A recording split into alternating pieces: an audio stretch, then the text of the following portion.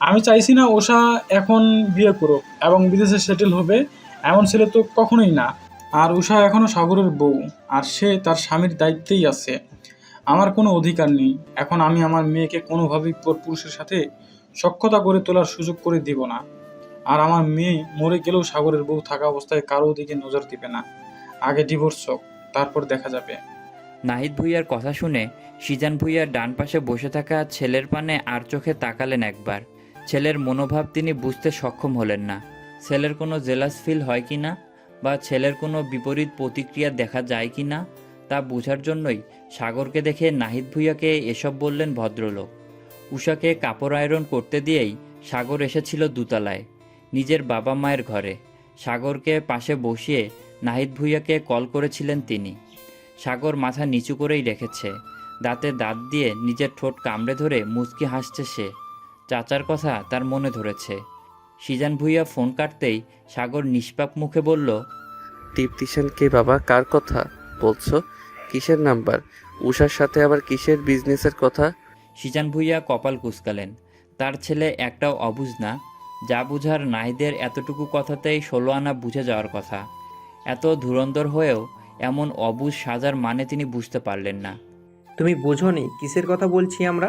সাগর অবুঝের মতো দুদিকে মাথা নাড়ায়, যার মানে সে সত্যিই বুঝতে পারছে না। সিজান ভুঁইয়া থ মেরে বসে রইলেন। তারপর থমথমে স্বরেই বললেন, উষার বিয়ের কথা বলছিলাম। Wow, great. সিজান ভুঁইয়া পুরো কথা না শুনে সাগর প্রতিমধ্যে তাকে থামিয়ে দিয়ে নিজেই বলে ওঠে। কুচকানো কপাল আরও বিকৃত করলেন সিজান ভুঁইয়া। নাক মুখ কুচকে বললেন, হ্যাঁ, তুমি খুশি হচ্ছ? তো হব না বলছো? আমি ডিভোর্স দিলে তো কারো না কারো কাছে যেতেই হবে, তাই না? সিজান ভুঁইয়া কিছু বললেন না। ফ্যালফ্যাল দৃষ্টিতে তাকিয়ে রইলেন ছেলের দিকে। ঢাকা শহরে শীত উপভোগ করা যায় না। এই যে পৌষ মাসের এই কনকনে শীতেও ঢাকায় ঠিকই গরম লাগে। গ্রাম অঞ্চলে বা উত্তরাঞ্চলে শীতের প্রকোপ বেশি। ঢাকায় তো এই সময়টাতেও মানুষের ঘরে ফ্যান চলে। এই হালকা গরমেই উষা ঘেমে একাকার। কপালের উপরে ঘাম চিকচিক করছে, নাকের পাটায় বিন্দু বিন্দু ঘাম জমেছে, ঠোঁটের উপরে বিন্দু বিন্দু ঘামের দেখা মিলছে। একে তো ফ্যান অফ, তার উপরে বেডে জামা আয়রন করতে হচ্ছে। সাগর একটু আগেই বাবার কাছ থেকে ফিরে এসেছে। নিজের রুমে এসে আবারও বসলো উষার সম্মুখে। কাজে মগ্ন থাকা ঘামার্থ উষাকে দেখতেই সাগরের কাছে অনেকটা আবেদনময়ী লাগছে। এই মেয়েটার মধ্যে কি এমন আছে যা তাকে এইভাবে টানে? এই মেয়েটাকে এই অবস্থাতে দেখেই কেন সাগরের এত ভালো লাগবে? উষা কাজের ফাঁকে একবার চোখ বুলে তাকায়। সাগরের ঘোর লাগা দৃষ্টি সে খুব ভালোই বুঝতে পারছে। সাত পাঁচ না ভেবে আবারও নিজের কাজে মনোযোগী হয় উষা। কিন্তু সাগর কোনো কিছুতেই মনোযোগ ধরে রাখতে পারছে না। কেমন হাঁসফাঁস লাগছে তার। হঠাৎ করেই মাথায় দুষ্টুমি বুদ্ধি খেলে গেল। সে একা কেন বসে হাঁসফাঁস করবে? এই মেয়েটাকে জ্বালাতে হবে। যেই ভাবা সেই কাজ। নিজের জায়গা ছেড়ে উঠে দাঁড়ালো সাগর। ধীর পায়ে এসে দাঁড়ালো উষার পিছনে। উষা নিজের কাছে এতটাই মগ্ন ছিল যে সাগর কখন পিছনে এসে দাঁড়িয়েছে টেরও পেল না। এটা কিভাবে আয়রন করছিস? হচ্ছে এটা? একটা কাজও ঠিক মতো পারিস না।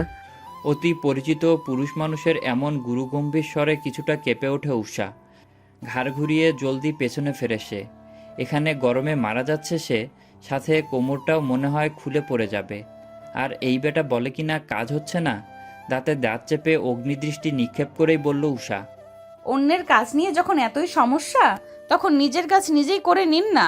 আমার কাজ যখন পছন্দ হচ্ছে না, তাহলে নিজেই করেন। সাগর ভ্রু কুচকালো, থমথমে গলায় বলল, বউ থাকতে আমি করব কেন?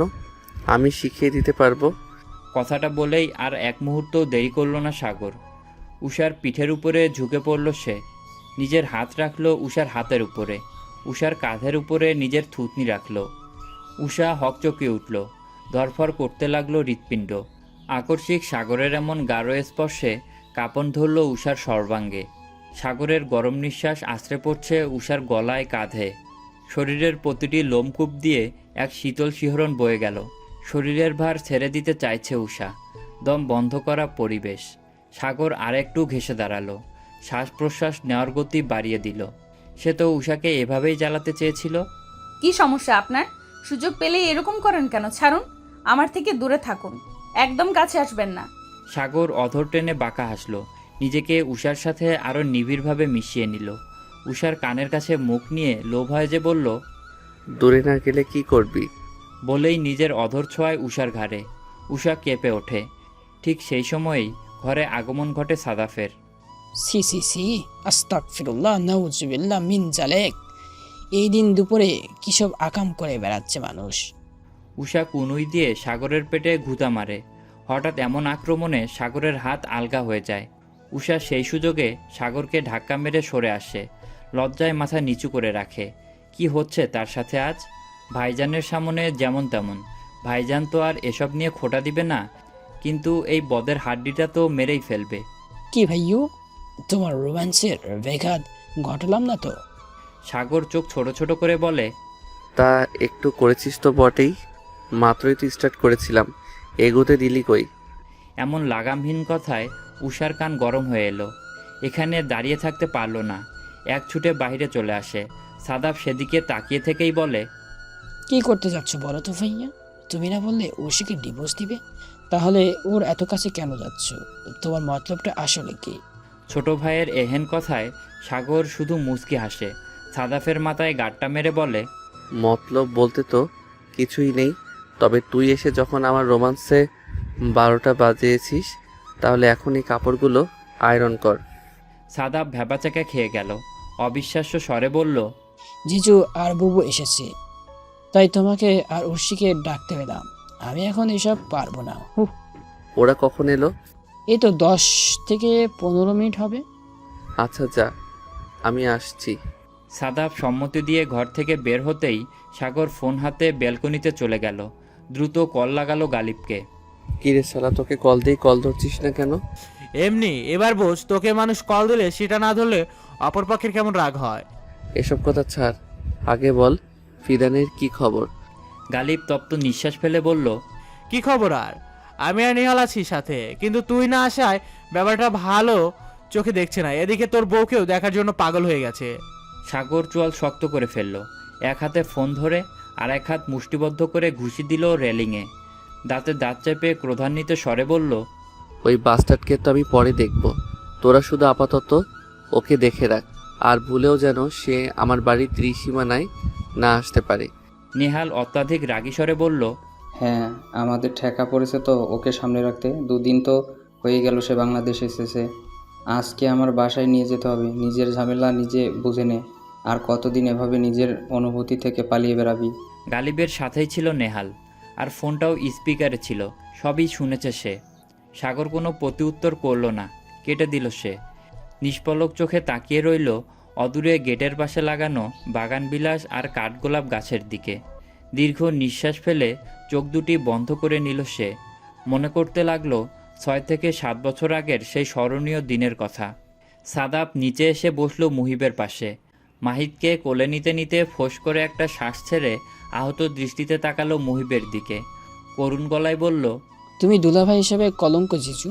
এত করে বললাম যে তোমার বয়সে ওই সুন্দরী মেয়েটার সাথে একটা ব্যবস্থা করে দাও, সেটা তো দিলে না। মুহিব সাদাফের বাহুতে একটা চাপড় দিয়ে বলল, ধুর শালা, আমি কেন ব্যবস্থা করে দিব? লাইন কি আমি করব নাকি? তারপর স্বামীনের দিকে আর চোখে তাকিয়ে সাদাবকে চোখ মেরে বলল, অবশ্য আমি এখনো ফিট আছি। পটালে নিজের জন্যই পটাবো, তোর জন্য পটাবো নাকি? সাদাব ঠোঁট কামড়ে হেসে উঠল। স্বামীন রাগী দৃষ্টিতে তাকিয়ে আছে মুহিবের দিকে। উষা সিঁড়ি বেয়ে নিচে নামতে নামতে বলল, আমার বোনটা মনে হয় নদীর জলে ভেসে এসেছে। তুমি বিয়ে করবে আর আমার বোন বসে বসে কপাল চাপড়াবে নাকি? আরে শালি সাহেবা যে, তা বোনকে কার কাছে নিয়ে দিবে? ওই ব্রাহ্মণবাড়িয়ার ওই ফুলকো মিয়ার কাছে? উষাকে দেখেই মাহিদ সাদাফের কোল থেকে নেমে পড়ল। এক দৌড়ে উষার কোলে উঠে গেল। গলা জড়িয়ে ধরে বলতে লাগলো, তুমি আমাতে ভুলে গেত উতা আন্টি, আমার তাতে এতু তত বলো না। বলেই কান্না শুরু করে দিল। উষার প্রতি তার এই আলাদা একটা টান। মায়ের পরে সে উষার কাছেই মায়ের মতো আদরটা পায়। উষা কানে ধরে সরি বলে, চোখ মুখ আদরে ভরিয়ে দিতে লাগলো। উষা মাহিদকে কোলে নিয়ে গিয়ে বসলো সাদাফের পাশে। কেমন আছো সামিনা আপু? স্বামীন একগাল হাসলো। উঠে এসে বোনকে জড়িয়ে ধরে বলল, আলহামদুলিল্লাহ, ভালো রে। তুই? এই কয়েকদিন একটু ব্যস্ত ছিলাম, আসতেই পারিনি। আলহামদুলিল্লাহ ভালো আছি। দেখলে সাদাফ, পরই হয়। আমি যতই নিজের ছোট বোন মানি না কেন, আমাকে দুধ ভাত মানে তোমার বোন। উষা ঠোঁট টিপে হাসল। কি আর জিজ্ঞাসা করব তোমাকে? তুমি নিজের শ্বশুরবাড়িতে বসে নিজের বউ আর শালার সামনে নিজের জন্য গার্লফ্রেন্ড ঠিক করছো। ভালো তো আছোই। মুহিব ভুল হওয়ার মতো করে কান ধরে, মুখে মিষ্টি একটা হাসি তুলে বলল, কেউ একজন আমাকে বলেছিল পরের বার তার জন্য পায়েল নিয়ে আসি।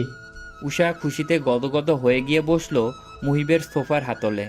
ঠিক সেই মুহূর্তেই সেখানে উপস্থিত হলো সাগর।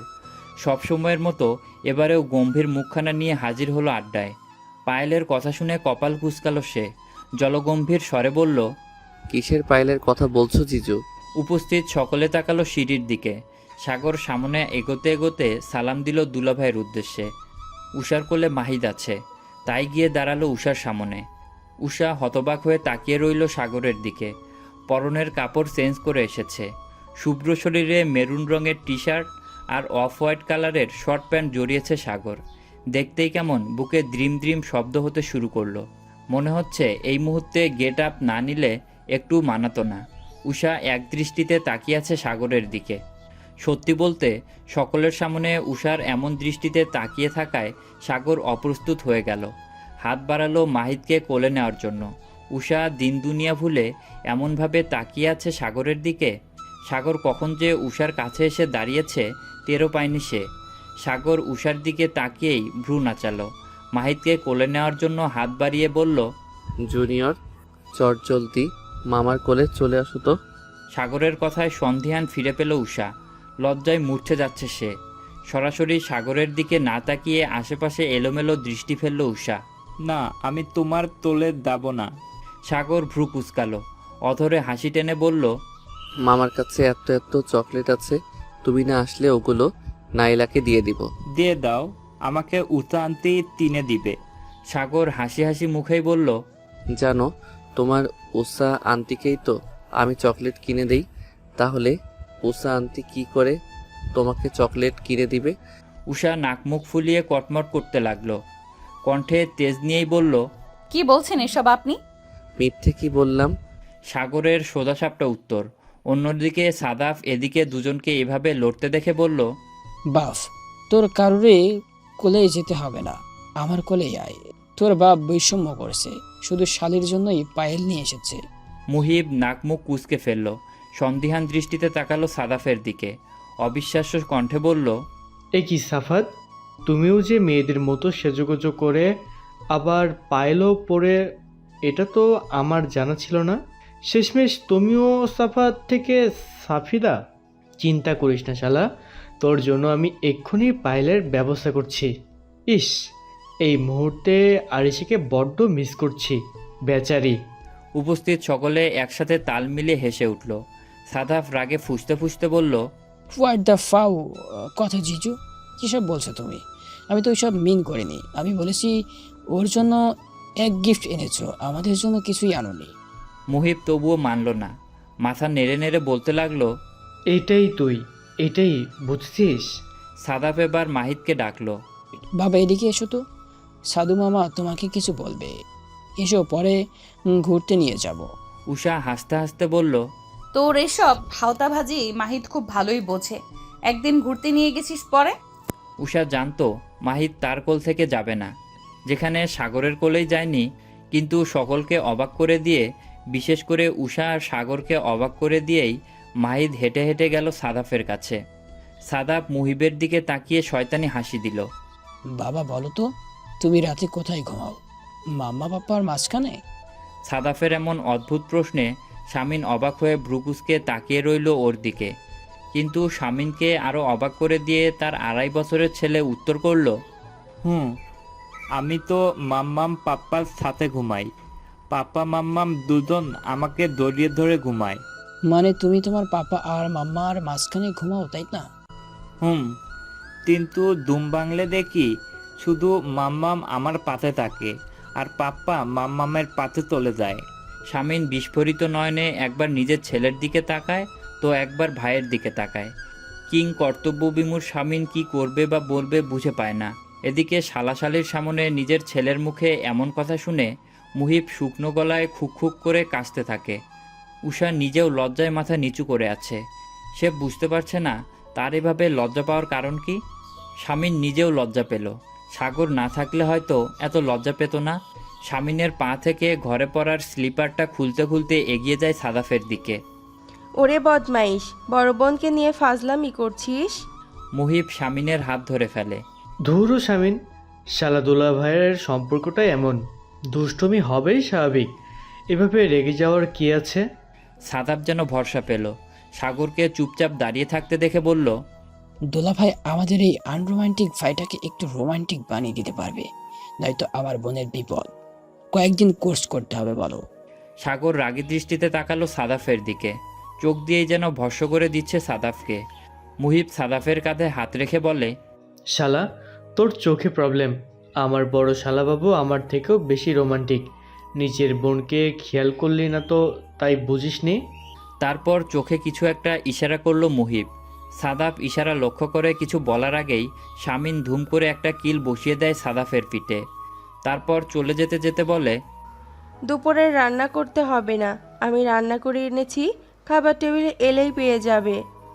কথা ছিল উষা গরুর মাংস রান্না করবে, কিন্তু শামিনের জন্য আর রান্না করা হলো না। আজকে সিজান ভুইয়া আর সাগর কেউ অফিসে যাননি। বাসাতেই থাকার প্ল্যান ছিল তাদের, তাই একসাথে খেতেও বসেছে। নীরবতা ভেঙে সিজান ভুইয়া বললেন, নেহালের সাথে তোমার একটা ভিনদেশি বন্ধুকে দেখলাম। 2 দিন হলো দেশে এসেছি, আমার সাথে কালকেই রেস্টুরেন্টে দেখা হলো। গালিবও ছিল সাথে। ছেলেটার নাকি খুব শখ আমাদের বাড়িতে আসবে, তাই আমি দাওয়াত দিয়ে এলাম। সাগরের হাত থেমে গেল। চল শক্ত করে ফেলল সে, কিন্তু বাবার দিকে তাকালো খুব শান্ত দৃষ্টিতে। তারপর রাশভারী কণ্ঠে বলল, আমার বন্ধু, আমি বুঝবো কখন বাড়িতে আনতে হবে। আগ বাড়িয়ে বাড়াবাড়ি করবে না একদম। নিজের কথা শেষ করেই বেসিন থেকে হাত ধুয়ে গটগট করে চলে গেল উপরে। কেটে গেল আরও 2 দিন। ছোটনের বিয়ের দিনও বেশি দেরি নেই। এই তো কালকের দিন পরেই গায়ে হলুদ। আরাফার রাদীপ গতকাল রাতেই ঢাকা ত্যাগ করে পাড়ি জমিয়েছেন গাজীপুরের উদ্দেশ্যে। বাকিরা সবাই আগামীকালই রওনা দিবে। ধরণীতে আধার নেমেছে আরও আগে। চারপাশের যানবাহনের শব্দে মাথা ধরে যাচ্ছে ফিদানের। এই মুহূর্তে গালিবের ফ্ল্যাটের ডাইনিং রুমে বসে আছে সাগর, ফিদান, গালিব, নেহাল ও নাফিস। ফিদান এবার খুব বিরক্ত নিয়েই জিজ্ঞাসা করল, রিফ, will you not take me to your home? Sagar কপালে ভাঁজ ফেলল। কিছুটা ক্রোধ নিয়েই বলল, ফিদান, আই টোল্ড ইউ না, আমার মা, চাচি এবং আমার ভাইয়েরা কেউই বাসায় নেই। সবাই ছোট মামার বিয়ে খেতে গেছে। খালি বাসায় তোমাকে নিয়ে তো ঠিকঠাকভাবে আপ্যায়ন করতে পারবো না। একটু থেমে কিছু একটা ভেবেচিন্তে ঠোঁটের কোণে কুটিল হাসি ফুটিয়ে বলল, তুমি যাকে দেখতে যাচ্ছ সে নিজেও বাসায় নেই, তো গিয়ে লাভ কি? ফিদান ভাবুক হলো। গালিবার নেহাল অবাক দৃষ্টিতে তাকিয়ে রইল নিজের বন্ধু আর ভাইয়ের দিকে। কি অবালিন মিথ্যেটা বলে দিল সাগর! অথচ এই ছেলেটাই মিথ্যা সহ্য করতে পারে না। সাগর তাকালো নিজের বন্ধুদের দিকে। 2 ভ্রু নাচিয়ে জানতে চাইল, কি হয়েছে? গালিবার নেহাল দুপাশে মাথা দুলায়, বুঝায় কিছু হয়নি। নীরবতা ভঙ্গ করে ফিদান, ছোট্ট করে উত্তর দেয়, ফাইন। রাতের খাবার শেষ করে সিজান ভুইয়া আছেন নিজের কক্ষে। নিজের ভাইদের সাথে ফোনালাপ সেরে বিছানায় গা এলিয়ে দিয়েছেন। ঘুম দরকার ওনার। সাদাফ আর উষা বসে আছে ওনার কক্ষে। দুজনে মিলে পরিকল্পনা করেছে একটু ভিন্ন কিছু করার। দেখ বড় ভাইয়া বাসায় নেই, গালিফা ফ্ল্যাটে আছে বন্ধুদের সাথে। আমার সাথে কথা হয়েছে, বলেছে ডিনার ওইখানেই করবে। বাসা আসবে কিনা শিওর নেই। তো এখন আমি কি করব? সাদাফের কথায় নির্লিপ্ত জবাব উষার। সাদাফ দীর্ঘশ্বাস ফেলে গমগমে স্বরে বলে, উর্শির বাচ্চা, আজকে এমন একটা সুযোগ কিভাবে হাতছাড়া করতে চাচ্ছিস? আমি আরিশাকে বলে রেখেছি, এখন কথা না পারিয়ে চল বের হই। উষা কতক্ষণ শান্ত দৃষ্টিতে তাকিয়ে রইল নিজের ভাইয়ের দিকে। তারপর ফুস করে একটা দীর্ঘ নিঃশ্বাস ফেলল। চোখ মুখ কুঁচকে বলল, আচ্ছা আগে ফুপির বাসায় গিয়ে আপুকে নেব, তারপর ঘুরবো। আর শর্ত একটাই, আরিপুকে তোর বাইকে উঠতে হবে। সাদাব অসহায়ের মতো মুখ করে বলল, ঠিক আছে মেরি মা, আমার বাইক উঠাবে। ওই শাকসুনের জন্যই তো হয়ে যায় আমাকে জ্বালিয়ে মারতে। বলতে বলতেই উষার কক্ষ ত্যাগ করে নিজের ঘরের উদ্দেশ্যে পা বাড়ালো। একঘেয়েমি জীবন আর ভাল লাগছে না। ভাইয়ের আসার আগেই সবাই কত হাসি খুশি ছিল। রাতের বেলায় রাইডে বের হতো, রাত জেগে কত ড্রামা বা মুভি দেখতো। অথচ ভাই আসার পর থেকেই এসব কিছুই হচ্ছে না। তাই তো জোর করে উষাকে রাজি করিয়েই বাইরে বের হতে হবে এখন। যেদিকে চোখ যাবে আর যতক্ষণ ঘুরতে ইচ্ছা করবে ততক্ষণই ঘুরবে। সাগর বাসায় ফিরেছে আরও ঘন্টাখানিক আগে, কিন্তু বাসার কেউ টেরই পায়নি। গালিব আর নেহাল আছে ফিদানের সাথে। বাসা খালি, আর উষা একা ঘুমাতে পারে না। সেই চিন্তা করেই সাগর ফিরে এসেছে। আজকে উষার রুমে ঘুমানোর চিন্তাভাবনা করেছে সে। সাগর শাওয়ার নিয়ে সবেমাত্র বের হলো ওয়াশরুম থেকে। আধভেজা শরীর, কোমরে সাদা টাওয়াল জড়ানো, মাথার চুল বেয়ে মুক্ত দানার মতো চুয়ে চুয়ে পড়ছে পানিকণা। গলায় ঝুলানো আরও একটা সাদা টাওয়াল দিয়ে মাথা মুছার চেষ্টা করছে। আর শীতে নিজেকে খুঁটিয়ে খুঁটিয়ে দেখতে ব্যস্ত সাগর। উজ্জ্বল ফর্সা পেটানো শরীরটা যে কোনো মেয়েকে কুপঘাত করতে সক্ষম। মাথা মুছা শেষ করে হাতের বাইপাস দেখতে লাগলো সাগর। উষার কক্ষে যেতে হবে। ঝটপট করে একটা ব্ল্যাক কালারের টি শার্ট আর শর্ট প্যান্ট পরে নিল সে। কিছুটা সময় অতিবাহিত হয়েছে। ঘড়ির কাঁটায় জানান দিচ্ছে 12:33। এবেলায় সাগর এসে দাঁড়িয়েছিল উষার কক্ষের সামনে। হাত বাড়িয়ে দরজার হাতল ধরার আগেই পকেট থেকে ফোনটা বিকট শব্দে ঝংকার তুলল। এত রাতে আর এমন অবেলায় ফোন পেয়ে বিরক্তিতে চোখ মুখ কুঁচকে আসে সাগরের। দাঁড়িয়ে যায় দরজার সম্মুখে। স্ক্রিনে ভাসতে থাকা নেহালের নামটা দেখেই তড়িঘড়ি করে কলটা রিসিভ করলো সে। শান্ত অথচ গম্ভীর কণ্ঠেই বলল, কোনো সমস্যা? এত রাতে কল দিলি যে? এত বিরক্তিবোধ কিসের তোর? মনে হচ্ছে বউয়ের সাথে রোমান্সে ব্যস্ত ছিলি। আরও একটা জুনিয়র সাগর ডাউনলোড করার প্রক্রিয়া চলছিল বুঝি, তা কত দূর? ফোনটা নেহালের হাতে থাকলেও জবাবটা দেয় গালিব নিজে। রাগে তার মাথা ফেটে যাচ্ছে। আর এই ব্যাটার এমন ব্যবহার দেখে ঠিক হজম করতে পারল না গালিব। এসব কী ধরনের কথাবার্তা বলছিস? সবসময় ফাইজলামও ভাল লাগে না। আর এখনই কিসের বাচ্চা? আগে বউয়ের সাথে দিন রাত রোম্যান্স করব। অন্তত পক্ষে বিয়ের 5 বছরের আগে বাচ্চা নিব না। নেহাল দুষ্টুমির স্বরে বলল, ভাই তুই বিয়ে করেছিস 5 বছর প্লাস, প্রায় 6 বছর। তাহলে তোর মতে এখন বাচ্চা নেওয়ার পারফেক্ট সময়, তাই তো? বলেই হুহা করে হাসতে লাগলো নেহাল আর গালিব। সাগর সেসবে পাত্তা না দিয়ে বলল, কী জন্যে কল দিলি সেটা বল। আমরা সকলে একটু ঘুরতে বের হচ্ছি, ধানমন্ডি লেকে যাব, তুইও আয়। খুব বেশি দেরি করব না, বাসা থেকে তো আর খুব বেশি দূরে না। ঠিক আছে, আসছি আমি, তোরা থাক। এবার বদ্ধ দরজার দিকে তীক্ষ্ণ দৃষ্টিতে তাকিয়ে পরখ করে নিল সাগর। ইচ্ছে না থাকলেও যেতে হচ্ছে। না গেলে আবার কি বেফাস কথা বলে ফেলবে এরা, কোনো বিশ্বাস নেই এদের সাথে। সাদাফার উষা এলিফেন্ট রোডের দিকেই যাচ্ছে। আরিশাকে আনতে গিয়েছিল, কিন্তু এই মুহূর্তে আর সাথে নেওয়া হলো না। সাদাফার আরিশা একসাথে আছে আর এদের ঝগড়া হবে না তা কি হয়? কথা কাটাকাটির এক পর্যায়ে সাদাফ ঠাস করে একটা কিল বসিয়ে দেয় আরিশার পিঠে। আর এ কারণেই আরিশা আসেনি। সাদাফও নিজের বাইক আরিশাদের বাসার গ্যারেজে রেখে এসেছে। উষার বাইকেই উঠেছে সে।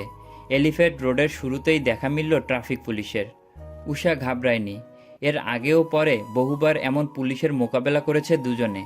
স্টপ স্টপ, এত রাতে দুজন প্রাপ্তবয়স্ক ছেলে মেয়ে কোথায় কোথায় যাওয়া হচ্ছে? 3 জন ট্রাফিক পুলিশ একসাথে দাঁড়িয়ে আছে। তাদের থেকে একটু দূরে পুলিশের জিপ দেখা যাচ্ছে। সাদাব তড়িঘড়ি করে বাইক থেকে নেমে দাঁড়ায়। মুখে সৌজন্যমূলক হাসি ফুটিয়ে বলে, আসসালামু আলাইকুম স্যার, ভালো আছেন?